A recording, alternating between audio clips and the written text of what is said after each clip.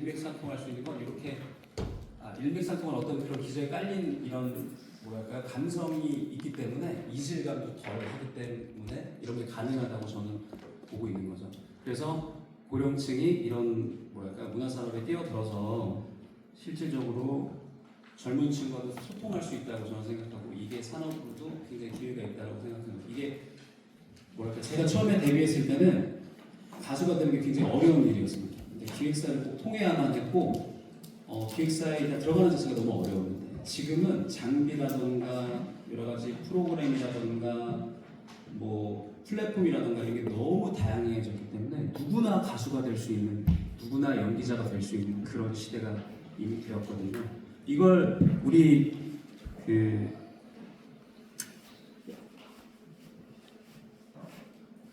갑자기 에이즈 프렌들이라는 말이 있더라고요. 노인이 편하면 모두가 편하다. 이걸 약간 고령층에 특화된 그런 뭐랄까 플랫폼이라던가 교육이라던가 장비라던가 그런 게 개발되고 그런 교육이 이루어지고 하는 것 자체가 새로운 산업의 기회가 아닐까 이런 생각을 좀 해봅니다. 네.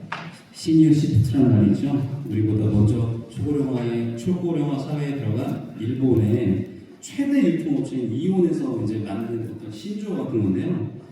이게 고령 사회를 진입하면서 경제 환경이 고령자 중심으로 재편되는 현상을 말한다고 합니다. 근데 이게 보통은 지금은 이 고령자들을 소비자로 생각하고 뭐 시설이라든가 여가라든가 복지라든가 이런 인프라 사업에 좀 집중되는 게 있는데 이런 뭐랄까 문화산업이라든가 이런 쪽에 투자가 이루어지면서 이게 생산자 그러니까 소비자에서 생산자 관점으로 좀 바꾸면 교육이라든가 투자라든가 이런 개발의 기회가 생기고 이게 또 뭐 이런 곳에 뭐 참여하는 기업이라든가 이런 곳에도 기회가 되겠지만 이 시니어층에도 새로운 어떤 뭐랄까 일자리라든가 기회라든가 이런 게 생기지 않을까. 그리고 우리나라가 워낙 또 문화 강국이다 보니까 이게 새로운 K 문화로 이런 걸 좀 만들어냄으로써 새로운 기회가 창출되면서 또 아까 제가 보여드렸던 듯이 세대 격차 해소에도 약간 도움이 되지 않을까라는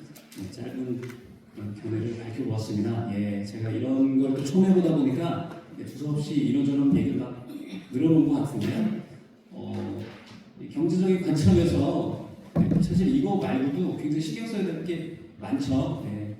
아까 말씀드렸던 그런 여러 가지 시설 인프라라든가 여러 가지 뭐 연금이라든가 굉장히 많은 문제들이 많은데 굉장히 광범위한 주제인데 제가 해오던 일이 이런 거다 보니까 이런 부분에서 어떤 재미난 관점으로 또 한번 비틀어서 볼 수 있을까 한번 얘기해봤습니다. 초청자분들께서 또 나머지 이야기들 잘 이어가 주셨으면 좋겠고요. 지금까지 주제 발표를 받았던 충기부장입니다. 네, 경제 분야 주제 발표하신 분이나 다음 우리가 문화산업에서 좀 큰 역할을 하시는 분들이니까 기담을 해주시면 대단히 감사하겠습니다. 1시간 좀 넘어서 약간 집중력이 떨어질 수도 있는데 이분들은 듣기 힘든 분들이니까 그만큼 기기에 보시면 여러분들에게 큰 지식이 돼서 들어가겠습니다. 자, 그래서 첫 번째 토론자는 임수현 원께서 해주시는데 노후연금의 공부와 연금 내역에 대해서 발표합니다. 박수로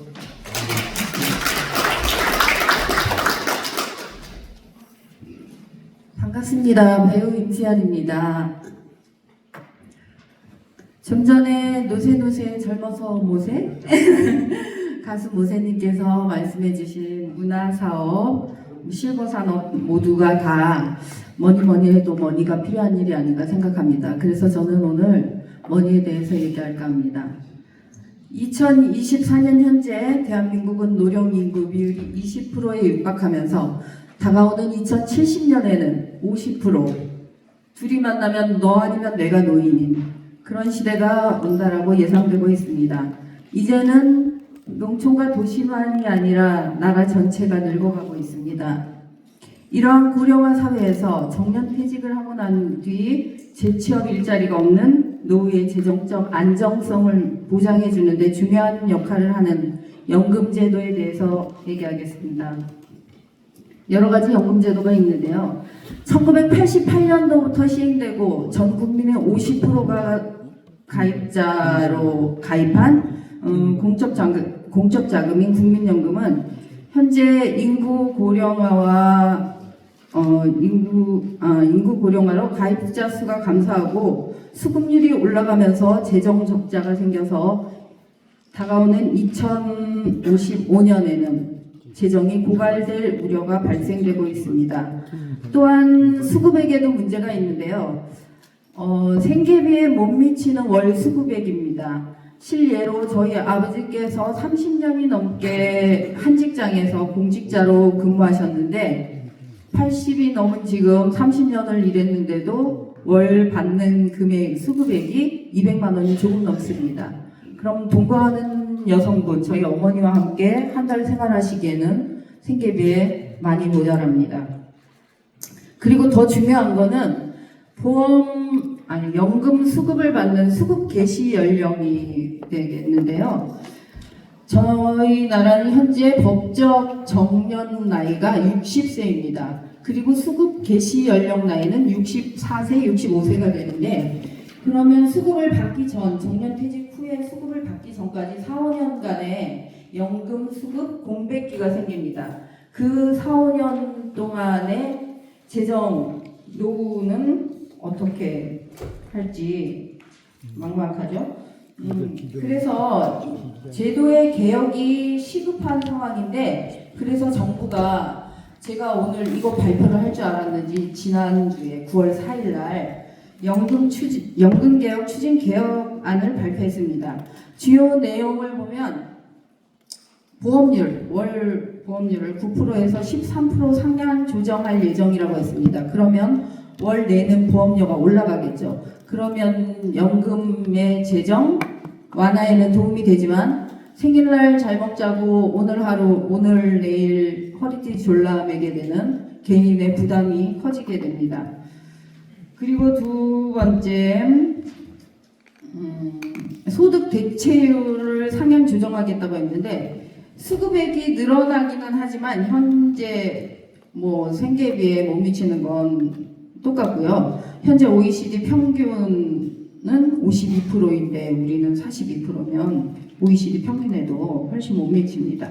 그리고 금방 말씀드렸던 수급 개시 연령도 상향 조정하겠다고 예정했습니다. 그런데 이게 문제가 뭐냐면 수급 개시 연령을 상향 조정하면 수급을 받는 나이가 더 늦어지면 정년 60인데 그 재정의 공백기가 더 길어진다는 거죠. 그렇기 때문에 이것은 정년 연령과 정년 연장도 같이 조정이 필요하다고 봅니다. 옆에 일본은 정년이 65세이고요. 미국과 영국은 정년이 현재 없습니다. 정년 연장도 같이 조정이 필요하면서 또한 필요한 것이 노인의 재취업 일자리 창출이 필요합니다. 그런데 이것은 지금 현재 청년 실업과 맞물려서 세대 간의 갈등을 유발할 수 있습니다. 자, 이것은 9월 4일 정부가 발표한 연금개혁 추진 계획안입니다. 이제 이 계획안은 이곳 대한민국의 입법기관인 국회로 넘어왔습니다. 단기적인 재정 적자를 해결하기 위한 방안이어서는 안 됩니다.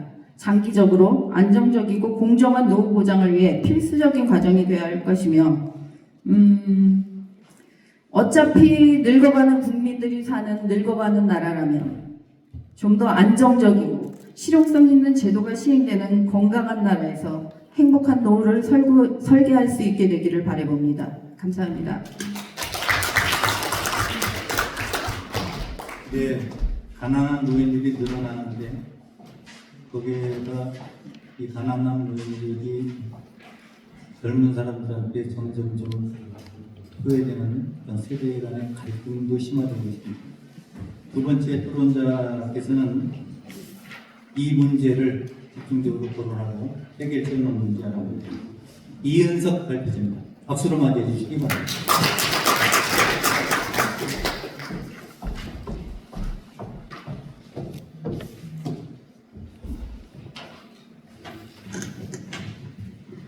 안녕하십니까. 미시건 2기 이은성입니다. 반갑습니다. 오늘 그 초고령화 시대에 그 여러 가지 문제점에 대한 것 중에 가장 크게 대두되는 게 어쩌면 이 세대 간의 갈등일 것 같습니다. 기본적으로 초고령화 시대가 되면서 세대 간의 경제적, 사회적 여러 가지 불균형 문제가 발생되고 있어서 방금 전에 그 발표하신 임수연 원우님께서 말씀하신 것처럼 연금 문제 아주 심각합니다. 그 초고령화 시대가 되면서 연금 수급 인구가 점점 늘고 이에 대한 재정 부담이 크면서 젊은 세대는 고령층을 지원하기 위해서 더 많은 세금과 사회보험료를 납부해야 되는 그런 문제가 발생이 되고요.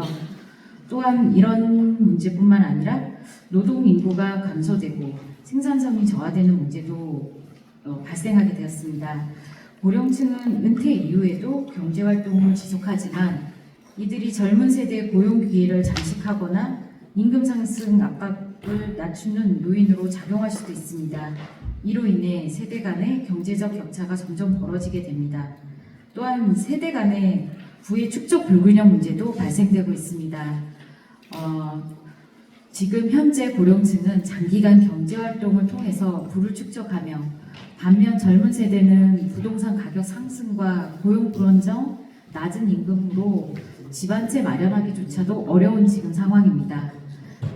예를 들어서 한국과 일본의 경우 부동산 가격 상승으로 인해 젊은 세대는 주택 구입의 어려움으로 점점 결혼을 회피하고 혼자 사는 세대들이 더 많아지고 있습니다.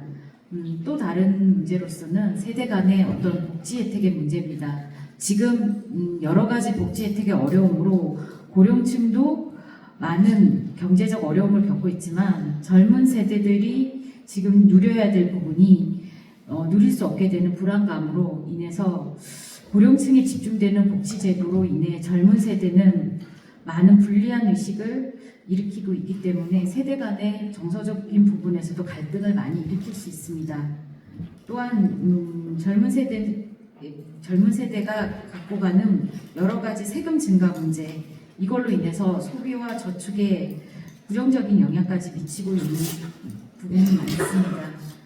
그리고 또 노인 인구가 증가함에 따라서 그 재취업 프로그램을 강화한다든가 여러 가지 고령층을 위한 여러 가지 문화 혜택이 많지만 젊은 세대는 이 부분에서 오히려 더 배제되고 더 소홀히 다뤄지고 있는 부분이 있습니다.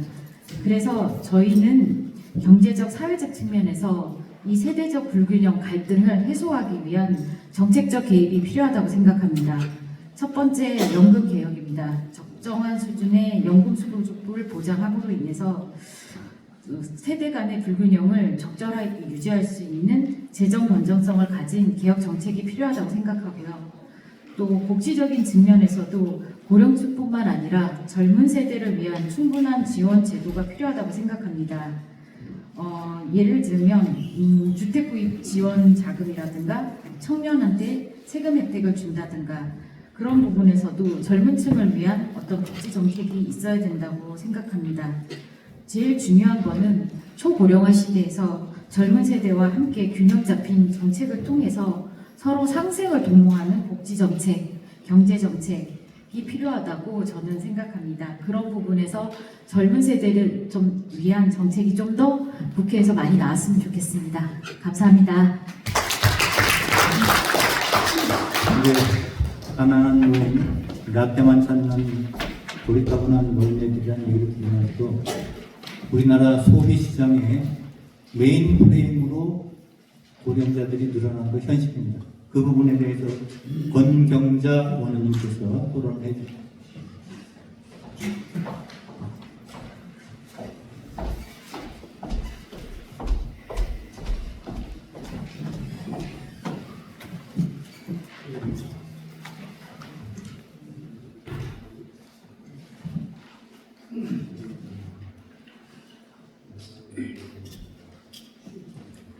안녕하세요. 저는 농업회사법인 다산을 운영하고 있는 권경자입니다. 요새 충길시에 발제 잘 들었습니다. 저는 초고령 사회 소비시장 변화에 대해 어떤 영향이 미치는지에 대해 알아보겠습니다.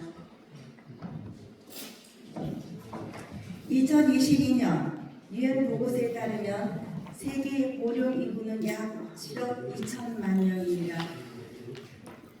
표를 잠시 보시면은 2020년도에서 30년도에 급격하게 빠르게 초고령화로 가고 있는 것을 볼 수가 있습니다. 고령 인구 증가로 위기를 맞고 있지만 소비 패턴이 바뀌면서 다양한 산업에서 새로운 수요와 기회도 생기고 있습니다. 그런 현상들을 한번 살펴보겠습니다. 2022년 한국의 소비 고령층이 지출하는 의료비는 약 41조 원 이상입니다. 고령 인구를 타깃으로 하는 헬스케어, 금융, 레저, 주택 등 실버 산업이 발전하고 있습니다. 한국은행에 따르면 실버 산업 시장 규모는 2025년에는 약 125조 원으로 성장할 것으로 예상하고 있습니다. 고령층은 더 안전하게, 더 편리하게 주거 환경 개선을 필요로 합니다. 일본, 이탈리아, 핀란드 등은 주택 내 안전 보조 장치나 엘리베이터 시설이 늘고 있습니다. 특히 스웨덴의 세계적으로 대표적인 소형 엘리베이터인 아이코 홈 리프트는 소형 주택에도 설치가 가능해 국내에서도 확산되고 있음을 볼 수 있습니다. 아주 작은 경우에도 가능하다 할 수 있겠습니다.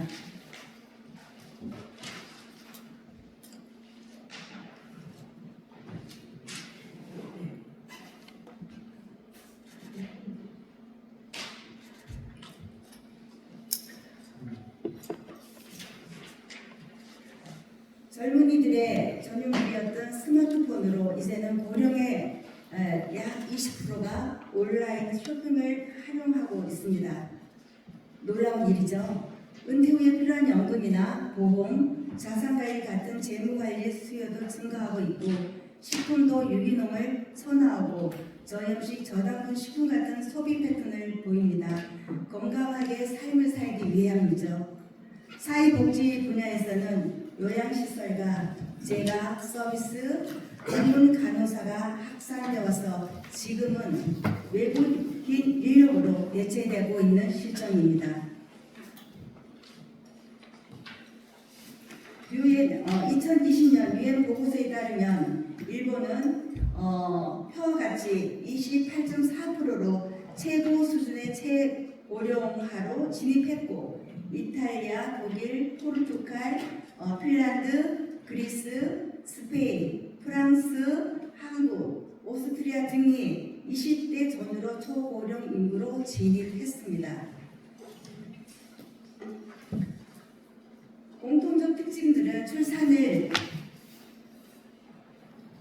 저하와 노동 경제 문제, 인구 감소로 인한 노동력 부족 문제, 그로 인한 의료나 연금 복지 정책 강화가 하도입니다. 표를 보시면 그래서 이러한 초고령 사회에서 소비 패턴의 변화를 기회로 활용할 수 있도록 요구되는 정책적 지원의 필요성을 표로 정리를 했더니 다음과 같습니다. 헬스케어 등 분야별 종목과 산업개발 기회 등에 대해서 앞에서 강조했기 때문에 자료를 읽어보시고요. 결론으로 결과적으로 정책 지원이 필요한 것은 R&D 연구 자금 지원이나 공공 데이터 제공 그리고 세제 혜택이라든가 보조금을 예로 들 수 있겠고요. 규제 완화도 필요합니다. 요양원의 한계적인 상황 때문에 자택을 원하는 사람들이 많이 늘고 있으나 계단 문제 때문에 소형 리프트를 설치할 경우 법적 규제를 정비할 필요도 있습니다. 또한 고령자 교통 인프라, 디지털 교육 프로그램 개발, 금융 지원 등 다각적인 정책 개선이 필요합니다. 이상과 같이 초고령 사회의 소비 패턴 변화에 대한 기회와 정책 지원의 필요성을 살펴봤습니다. 시간 제한으로 저는 이상으로 발표를 마치도록 하겠습니다.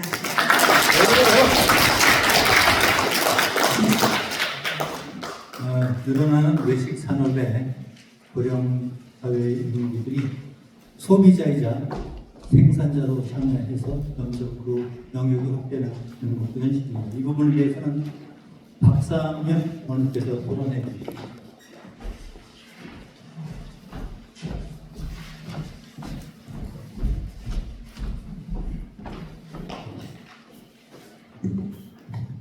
안녕하십니까. 저는 경기도 파주에서 자영업을 하고 있는 다율타워 대표 박상엽이라고 합니다. 오늘 마치 수업 듣는 것처럼 초청 오신 선생님들이나 대표자님께서 시간 제가 말씀드리는 이유는 이제 제가 마지막 발표입니다. 조금만 힘내시면 끝납니다. 이제. 우리가 이제 세션 1 같은 경우에는 발표자가 3분이셨고 세션 2는 발표자가 4분이요.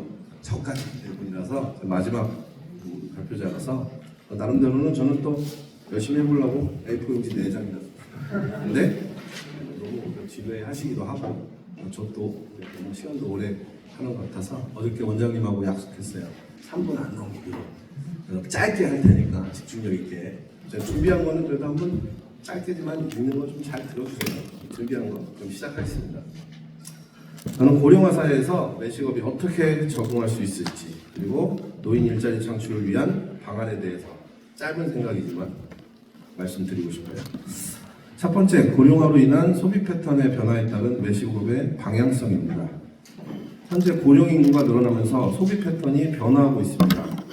많은 고령자들이 은퇴 후 경제적 여유가 줄어들면서 소비를 자제하고 꼭 필요한 것만 구매하려는 경향이 강해지고 있습니다. 이런 상황에서 외식업체는 예를 들어 건강식이라든지 저염식 그리고 소프트 음식 등 메뉴 개발에 힘써야 될 것입니다. 두 번째는 노인 일자리 창출 방안입니다. 방안은 2가지가 있습니다. 1. 지자체 지원 교육 프로그램입니다. 고령 근로자를 위한 교육 프로그램을 마련해서 이들이 외식업의 다양한 분야에서 활동할 수 있도록 지원할 수 있습니다. 예를 들어 조리, 서빙, 고객응대 등에 대한 교육을 통해 이들이 보다 자신감을 가지고 일할 수 있도록 할 수 있습니다. 2. 유연한 근무 환경입니다. 파트타임이나 단기 근무를 통해서 고령자들이 일할 수 있는 기회를 늘려주는 것도 매우 중요합니다. 유연한 근무 환경은 고령자들이 일과 여가를 적절히 조화롭게 운영할 수 있도록 도와줄 것입니다. 그리고 지역사회의 협력이 꼭 필요합니다. 지역사회 복지기관과 협력하여 외식업체가 고령인구의 일자리 창출을 위한 프로그램을 운영할 수 있습니다. 이를 통해 고령자들이 외식업 일자리에 참여할 수 있는 기회를 제공하고 지역사회와 유대감을 강화할 수 있습니다. 그러나 현재 경기도 노인 일자리 지원센터의 교육 프로그램만 봐도 실무자 교육에 필요한 요식업에 대한 조리 및 서비스 교육이 시행되고 있지는 않습니다. 현재 지금 시행하고 있는 교육은 전문성을 요하는 사무직 위주의 교육으로만 이루어져 있습니다. 정작 고령자들에게 접근성이 떨어져서 교육은 외면받고 있는 게 현실입니다. 그리고 고용업주 입장에서는 같은 급여면 노인보다는 청년 근로자를 선호하므로 정부 지자체는 고령 근로자를 고용하는 업주에 대해서 혜택과 지원을 늘려야 한다고 생각합니다.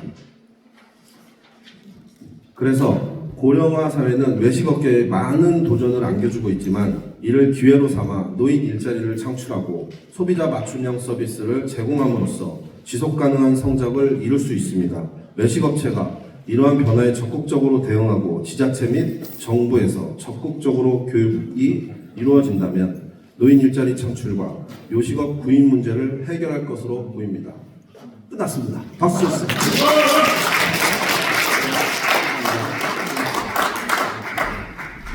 주제 발표를 위해서 그 안을 만들고 그 원고를 쓰고 파일까지 만들기 위해서 불철주야 노력한 주제 발표자와 토론자 모두에게 응원의 박수를 부탁드립니다. 고맙습니다.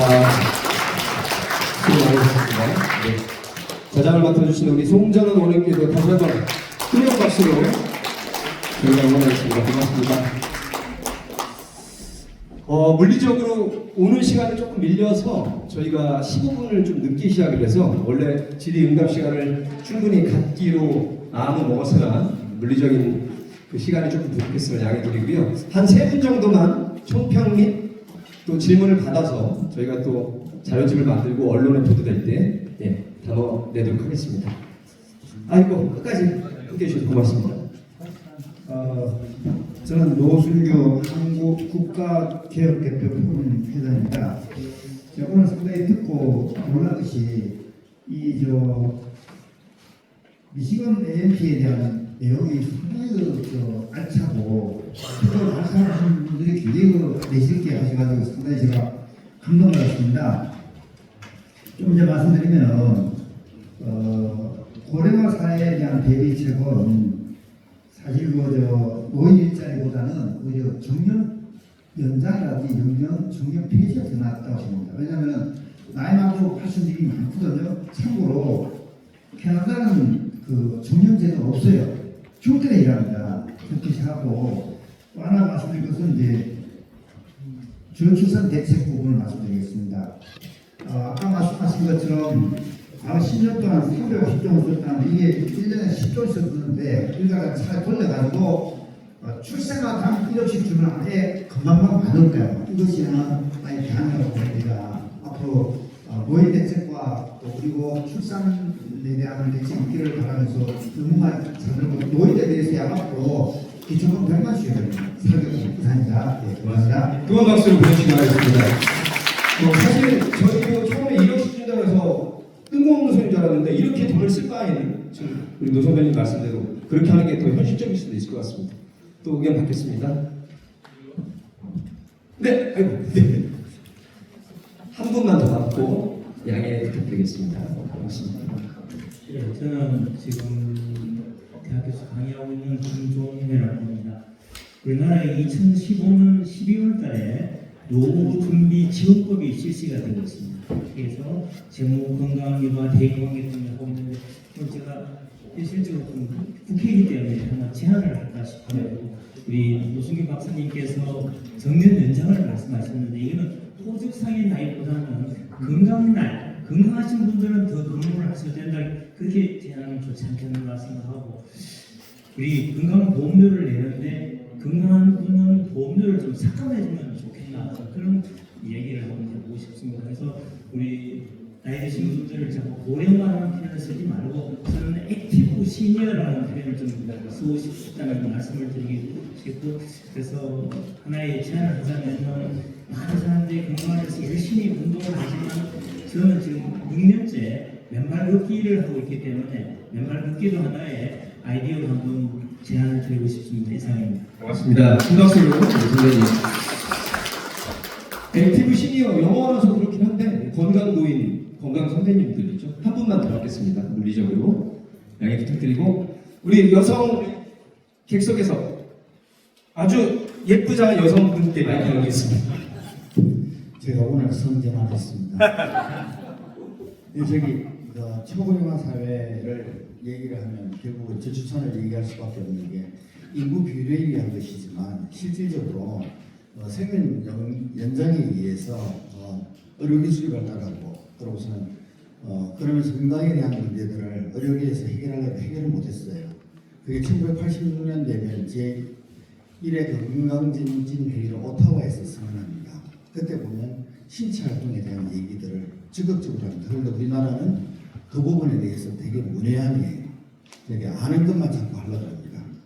결국은 우리가 좀 더 잘 살고 싶으면 모르는 분야도 개척하고 정리를 해야 되는 세상이지 않을까. 그러고서는 4차 산업혁명 시대에 접어들면서 가장 많이 얘기 나오는 게 일자리가 줄 것이라는 얘기를 합니다. 정신노동마저도 기계에게 줘야 되면. 그럼 일자리가 줄면 우리가 해야 될 일이 뭘까? 일자리 이제 나눠 가져야 되는 문제가 생기거든요. 그래서 외국에서는 이미 20년 전부터 잡쉐어링에 대해서 한 가지 직업을 시간 근로자부터 시작해서 여러 가지 다양한 방안들이 이미 연구가 되어 있는데 우리나라는 거기에 대한 연구가 안 되어 있는 거예요. 그래서 제가 봤을 때는 그런 연구들을 요구하면서 결국은 국가가 일정 부분을 지원하기도 하지만